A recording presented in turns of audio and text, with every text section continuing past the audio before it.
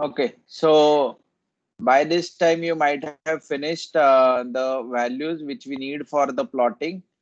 And let me go back to the plotting graph. So here you might have seen valued something like 20 volts in the beginning. I don't know, 21, 22, something like that. Maybe 19.4, then 7.2, then I don't know, somewhere around maybe 3 volts or even zero point zero 1 and zero point zero 0.06, etc. Okay, so this is the kind of reading you might have received. And now we want to plot a graph of this. Okay, so this is your time and this is your voltage. You can say frequency response, that is frequency versus voltage.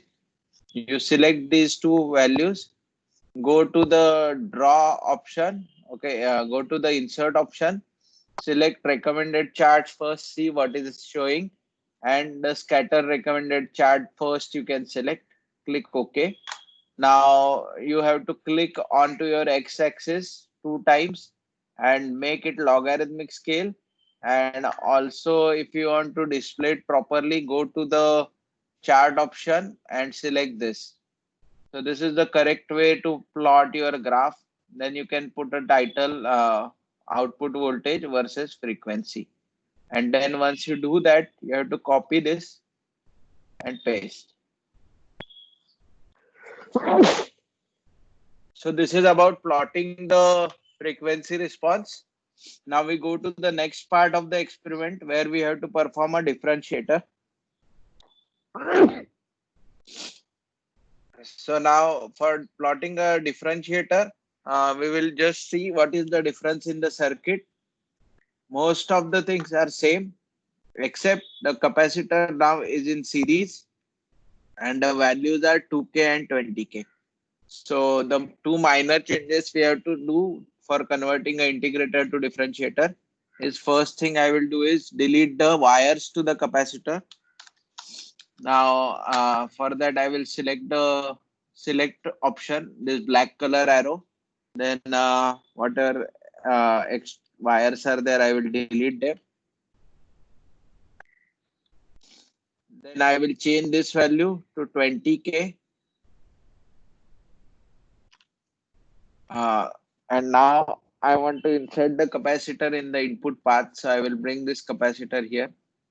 I will delete the existing input path and then connect a resistor to the capacitor and finally capacitor to the pin number 2.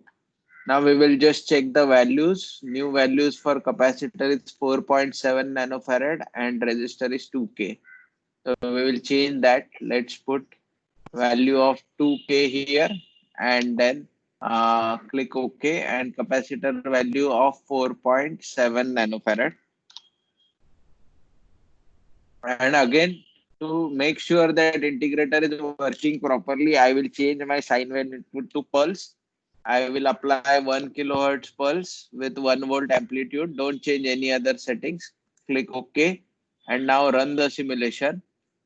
So if everything goes correct, you should see spikes. Again, I will just change the time domain axis to better visualize the spikes.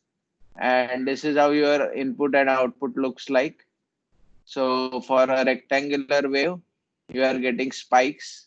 And if you just want to adjust the magnitude, you can do that also.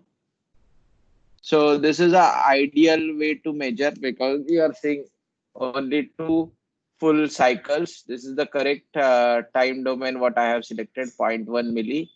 Uh, if you are confused whether it's zero point 0.2 volts or zero point 0.2 millivolts, just check. If you go into millivolts, this number changes to milli.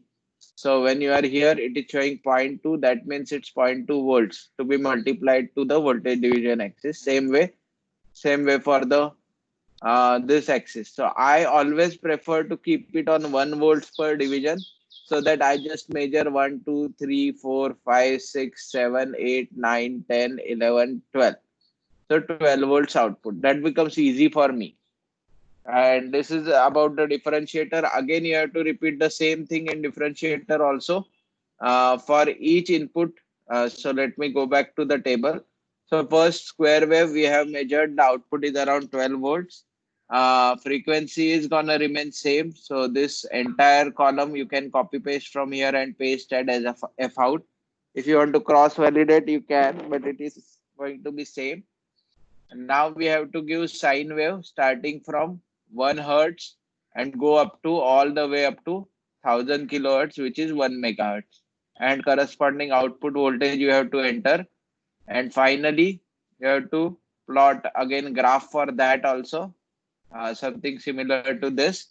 And that is the end of the experiment. So now I will stop recording, and if you have any doubts, you can ask me.